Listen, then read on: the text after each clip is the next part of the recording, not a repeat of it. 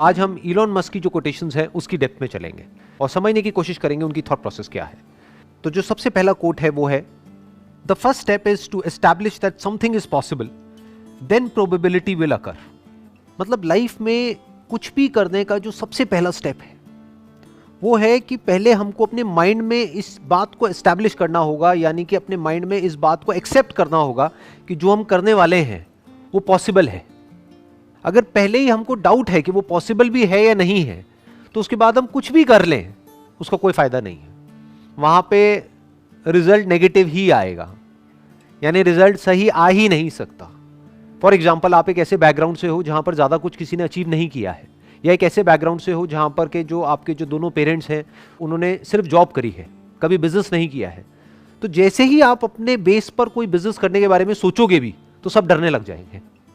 सब आकर के आपको क्या कहेंगे कि नहीं नहीं बहुत मुश्किल है, नहीं हो सकता, नहीं हो सकता, नहीं हो सकता, पॉसिबल ही नहीं है। तो वो कह रहे हैं पॉसिबल नहीं है, वो प्रॉब्लम नहीं है। पहले आपके खुद के माइंड में आना चाहिए कि ये पॉसिबल है, तब अगर आप बिजनेस करो तो वो बिजनेस करने का कोई फायदा है। अगर आपके खुद के भी माइंड में डाउट है कि पता नहीं ये हो भी पाएगा या नहीं हो पाएगा, तो फिर आपके फेलियर के चांसेस बहुत ज्यादा है। वंस यू अंडरस्टैंड कि ठीक है अभी तक किसी ने नहीं किया है, अभी तक नहीं हुआ है, पास्ट में नहीं हुआ है, लेकिन इसका मतलब ये नहीं है कि फ्यूचर में भी नहीं हो सकता है। मुश्किल हो सकता है लेकिन पॉसिबल तो है। हो सकता है बहुत ही मुश्किल हो वो करना, क्योंकि जो बंदा जो बिजनेस बैकग्राउंड से है उसको तो पूरा पीछे से सपोर्ट मिलने वाला है, उनके पास में नॉलेज भी है, एक्सपीरियंस भी है, पैसा भी है। इस बंदे के पास में ना तो नॉलेज है, ना एक्सपीरियंस है, ना पैसा है, ना सपोर्ट है घर वालों का। तो इसका मतलब क्या है कि इसको मुश्किलें उससे 1000 गुना ज्यादा आने वाली है।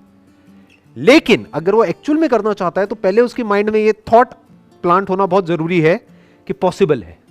Then there is a probability कि हो सकता है वो सक्सेसफुल हो जाए।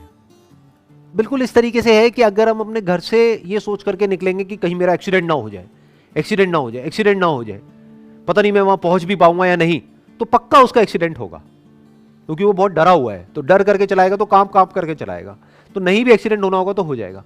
तो वो 1 से लाख वहां पे नहीं पहुंच सकता।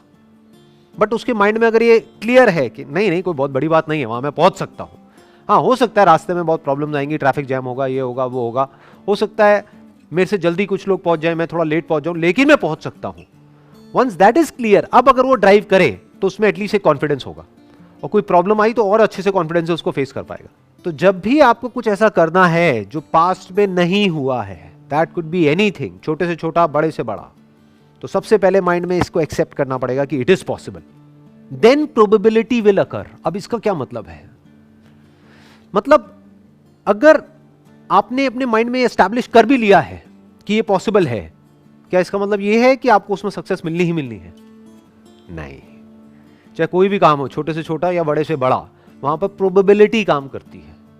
We can't be 100% sure under any circumstances in anything. एक प्रोबेबिलिटी ऑफ फेलियर हमेशा रहता ही रहता है। मान लो कोई मशीनरी है, उसको ऑपरेट करने का एक तरीका है, उसकी एक मैनुअल है, और उसको उसी तरीके से ऑपरेट कर रहे हो जैसा कि बताया हुआ है, तब जो आपकी सक्सेस की प्रोबेबिलिटी है that could be 99.99%। It can't be 100%, क्योंकि हो सकता है मशीन बंद पड़ जाए किसी और रीजन से। बट वो प्रोबेबिलिटी भी तभी काम करती है जब आपके माइंड में एस्टैब्लिश हो चुका हो कि इट इज पॉसिबल, मैं इस मशीन को ऑपरेट कर सकता हूं। जैसे इसका सबसे अच्छा एग्जाम्पल इंडिया में हम अपने घरों में देखेंगे। जैसे कोई भी ऐसा गैजेट होता है जो थोड़ा सा भी कॉम्प्लिकेटेड होता है, कोई नया स्मार्टफोन आया है या कोई नए फीचर्स आए हैं, तो जो एक पर्टिकुलर एज पे लोग हैं, 50 साल, 60 साल, 70 साल, वो कैसे घबरा जाते हैं उसको देख करके। और जो छोटे बच्चे होते हैं वो कितनी जल्दी सीख लेते हैं। क्यों? क्योंकि उनके दिमाग में ये थॉट नहीं है कि ये इम्पॉसिबल है। इनफैक्ट अगर ध्यान से इस कोटेशन को ऑब्जर्व करोगे तो इसकी भी जरूरत सिर्फ तब है जब हमारे दिमाग में ये बैठा हो कि ये इम्पॉसिबल है, नहीं तो इस थॉट की भी जरूरत नहीं है कि ये पॉसिबल है। एक बच्चे के माइंड में तो ये बैठा ही नहीं है कि ये काम करना इम्पॉसिबल है, तो उसके लिए सब कुछ पॉसिबल है। बट जो बड़े हैं उनके माइंड में क्या बैठा हुआ है? मेरे लिए बड़ा मुश्किल है, अरे भाई मुझे ये सब समझ नहीं आता है। तो उनके माइंड में इम्पॉसिबल बैठा हुआ है, तो उनके माइंड में एस्टैब्लिश करना पहले जरूरी है कि भैया आपकी एज ज्यादा है, आपके पास में एक्सपीरियंस ज्यादा है, आपके पास में दिमाग उस बच्चे से ज्यादा है, तो आप क्यों नहीं कर सकते अगर वो बच्चा कर सकता है तो उसके माइंड में एस्टैब्लिश करना पड़ेगा कि ये पॉसिबल है। बच्चे के माइंड में एस्टैब्लिश करने की जरूरत ही नहीं है। बच्चे को आप कहोगे कि पॉसिबल है इसे आपको ऑपरेट करना, वो कहेगा क्या बोल रहे हो, कह रहे मेरे लिए तो वैसे ही सब कुछ खेल है। कहते मैंने कहा कब कि इम्पॉसिबल है, तो मुझे आप क्यों कह रहे हो कि ये पॉसिबल है? समझ गए ना ये आसान वर्ड की जरूरत कहां पर है? जिसके दिमाग में बैठा हो कि ये मुश्किल है, जिसके लिए वैसे ही सब कुछ आसान है, उसको इस वर्ड की जरूरत तक नहीं है कि आसान है। Next quote is, I think it is possible for ordinary people to choose to be extraordinary. इसमें जो वर्ड है ना जिस पे ध्यान देना है वो है चूज। मतलब क्या कहा जा रहा है दूसरे वे में, कि हर वो इंसान जिसको हम एक्स्ट्रा ऑर्डिनरी बोलते हैं, जिसने भी कुछ एक्स्ट्रा ऑर्डिनरी अचीव किया है, होते सारे ऑर्डिनरी हैं। उनकी क्या 4 आंखें होती हैं, 4 कान होते हैं, 8 हाथ होते हैं, 10 पैर होते हैं, दिखने में और हर तरीके से वो बिल्कुल एक नॉर्मल इंसान के जैसे होते हैं, बिल्कुल ऑर्डिनरी होते हैं। फर्क क्या है ऑर्डिनरी और एक्स्ट्रा ऑर्डिनरी में? चॉइस का फर्क है। To achieve something extraordinary in life is not a matter of luck, is not a matter of some extraordinary inherent or inborn quality. It is a matter of choice. We can choose to be extraordinary or we can choose to be ordinary. Extraordinary लोग जो करते हैं, कब करते हैं? Life में एक बार या हर रोज, लाइफ के हर मोमेंट में जो वो करते हैं, जिस तरह से वो चॉइसेस लेते हैं, चाहे वो बहुत छोटा सा डिसीजन हो, सुबह जल्दी उठने का। इनफैक्ट ऐसे बहुत सारे सर्वेज हुए हैं जहां पर ये देखा गया है कि जिन भी लोगों ने कुछ एक्स्ट्राऑर्डिनरी लाइफ में अचीव किया है वो सुबह जल्दी उठते हैं। तो अगर आप भी सुबह जल्दी उठते हैं, इसका मतलब ये नहीं कि आप एक्स्ट्रा ऑर्डिनरी हो जाओगे, क्योंकि एक्स्ट्रा ऑर्डिनरी होने के लिए और भी 100 काम करने पड़ेंगे, लेकिन उन 100 में से एक क्या है? सुबह जल्दी उठना। सुबह जल्दी उठ करके अपने दिन को प्लान करना, ये देखना कि इस दिन को मैं मीनिंगफुल कैसे बनाऊं, कि आज मैं क्या अलग करने वाला हूं, या आज के दिन को प्रोडक्टिव कैसे बनाऊं। If you choose to wake up early in the morning, क्यों? क्योंकि वो करना सही है, तो ये आपको ऑर्डिनरी से थोड़ा सा एक्स्ट्रा ऑर्डिनरी बना देता है, और थोड़ा थोड़ा करके बंदा ज्यादा एक्स्ट्रा ऑर्डिनरी होता चला जाता है। 90% से ज्यादा लोग क्या करते हैं, वो वेट करते हैं एक ऐसे मोमेंट का जब अंदर से एक फीलिंग आए एक काम को करने की, तब मैं वो काम को करूंगा। और मजे की बात क्या है, वो फीलिंग कभी नहीं आती। सही काम करने की फीलिंग कब आती है? कभी आती है। और गलत काम करने की फीलिंग लाने की हमको जरूरत ही नहीं है, वो आती ही रहती है। अच्छा हेल्दी खाने की कभी फीलिंग आ सकती है अंदर से, या टेस्टी खाने की फीलिंग आएगी, चाहे वो अनहेल्दी भी हो। एक्सरसाइज करने की क्या कभी किसी के अंदर फीलिंग आ सकती है? नहीं आती है। तो अगर फीलिंग नहीं भी आ रही है, तब भी अगर वो बंदा चूज करता है कि मुझे एक्सरसाइज करना है, इसलिए नहीं कि मेरे को बड़ा मजा आ रहा है एक्सरसाइज करने में, इसलिए कि वो तो करना ही है। That is a matter of choice. अब ये चॉइस किसके बेसिस पे होती है? 2 बेसिस पे हो सकती है। एक, जो आपकी फीलिंग्स है, इमोशंस है, उसके बेस पे, जो आपको आगे नहीं बढ़ने देगा, किसी हालत में आपको आपके कंफर्ट जोन से बाहर नहीं निकलने देगा। दूसरा हो सकता है आपकी विल पावर के बेस पे। मतलब अगर दूसरे वे में बोला जाए कि अगर आप लाइफ में एक्चुअल में एक्स्ट्राऑर्डिनरी बनना चाहते हो या कुछ एक्स्ट्राऑर्डिनरी करना चाहते हो, तो आपकी विल पावर बहुत स्ट्रांग होनी चाहिए। इच्छा शक्ति, कि मेरी फीलिंग्स ये कह रही है मत कर, लेकिन मेरी इच्छा है इसको करने की, तो उस इच्छा में इतनी शक्ति होनी चाहिए कि वो हावी हो जाए आपकी सारे के सारे डर के ऊपर, कि उस डर के बावजूद भी आप वो कर पाओ। अब ये इच्छा शक्ति क्या है? It is a matter of choice. आपके ऊपर है, आप अपनी इच्छा को कितनी शक्ति दे सकते हो। ये भी तो एक चॉइस ही है ना, कि आपकी इच्छा में कितनी शक्ति है। अपने आप में किसी की इच्छा में कोई शक्ति नहीं होती है, और जो भी आप करना चाहते हो, जो भी आपका डिजायर है, अगर उसको आप स्ट्रांग करते चले जाओ, करते चले जाओ, करते चले जाओ, करते चले जाओ, यानी कि अगर आपका डिजायर स्ट्रांग है आपकी फीलिंग से, तो आप उस काम को कर जाओगे। तब आप कुछ ऐसे डिसीजंस ले सकते हो कि आगे जाकर के कुछ एक्स्ट्राऑर्डिनरी कर सकते हो।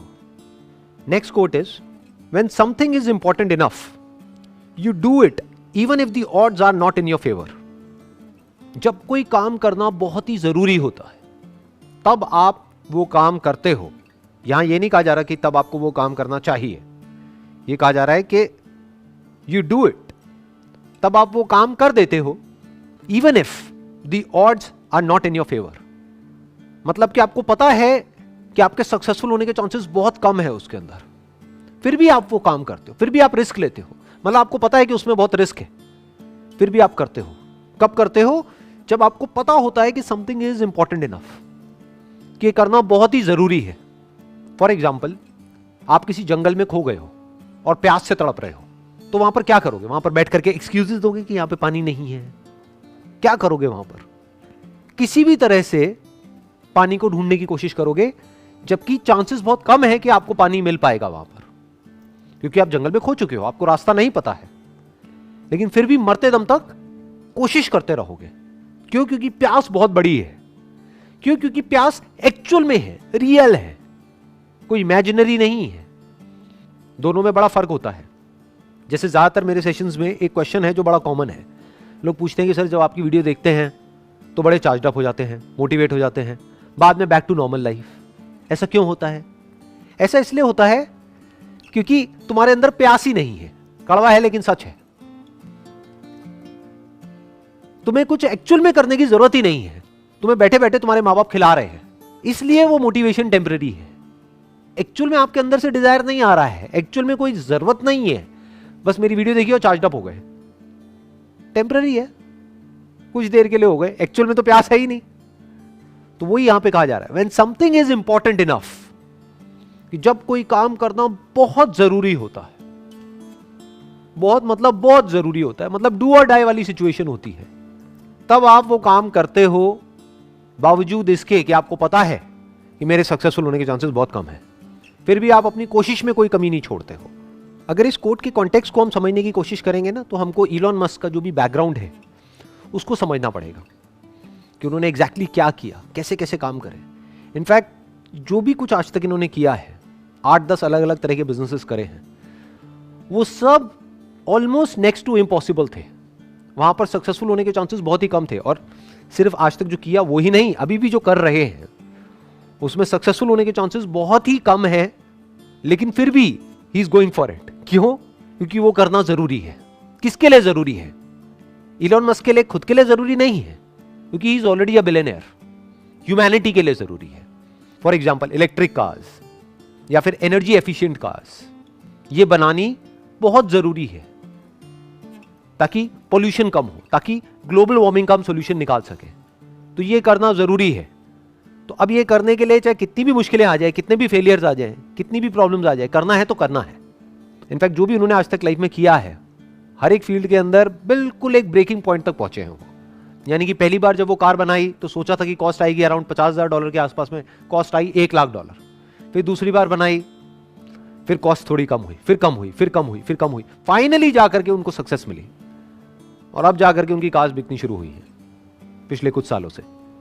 जहां सारे लोग बोल रहे थे कि नहीं, कुछ नहीं हो पाएगा, नहीं कर पाएगा, नहीं कर पाएगा, नहीं हो पाएगा, then also he did it. और एक बार नहीं, दो बार नहीं, अलग अलग फील्ड्स में कई बार इन्होंने ऐसे ऐसे काम करे हैं जो करना ऑलमोस्ट नेक्स्ट टू इम्पॉसिबल था, फिर भी किया। क्यों? क्योंकि वो करना जरूरी था।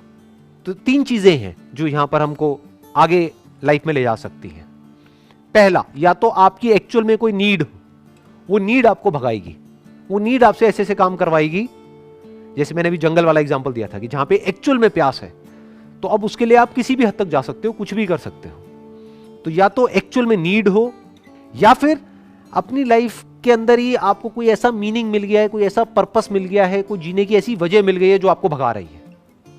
या फिर अगर आप इस लेवल से भी आगे आ गए हो, तो अब आपको क्या चाहिए? आपको एक ऐसा मीनिंग चाहिए जो हो सकता है आपके लिए मीनिंगफुल ना हो, लेकिन सबके लिए मीनिंगफुल हो। तो वहां से आपको एनर्जी मिल जाएगी कोई भी काम करने की। फॉर एग्जाम्पल, ये जो अभी मैं सेशंस कर रहा हूं, इसके पीछे क्या मोटिव है, किस लिए कर रहा हूं? क्या इससे मुझे कुछ मिलने वाला है financially? Nothing, nothing at all. बल्कि जाने ही वाला है, टाइम जाने वाला है, एंड टाइम इज मनी। तो क्यों मैं अपना टाइम इन्वेस्ट कर रहा हूं इन सेशंस को करने में? किस लिए? क्या वजह है? क्योंकि ये करना जरूरी है। वही जो इस कोटेशन में लिखा हुआ है, When something is important enough, क्योंकि ये करना जरूरी है। किसके लिए जरूरी है? मेरे लिए नहीं है, मुझे तो जो करना था लाइफ में वो मैं कर चुका हूं। किसके लिए जरूरी है? जो आने वाली जनरेशन है उसके लिए जरूरी है। जो उनकी थॉट प्रोसेस है उसको एक सही डायरेक्शन दी जाए, ये जरूरी है। हो सकता है मैं इसमें सक्सेसफुल नहीं हो पाऊंगा, क्योंकि चारों तरफ नेगेटिविटी बहुत ही ज्यादा है, लेकिन फिर भी क्योंकि ये करना जरूरी है तो इसको करना है तो करना ही है। As simple as that. जब कोई काम करना बहुत जरूरी होता है तो यह नहीं सोचा जाता है कि मेरे करने से क्या होगा, करना है तो करना है। यह थॉट वहां पर चल रहा होता है, यहां से एनर्जी मिलती है, फिर वो एनर्जी पूरे फ्लो के साथ में बाहर आती है। और जब इतनी ज्यादा एनर्जी के साथ में हम कोई भी काम करते हैं तो उसमें सक्सेस मिलती ही मिलती है, फिर वो काम एक अलग लेवल पे चला जाता है।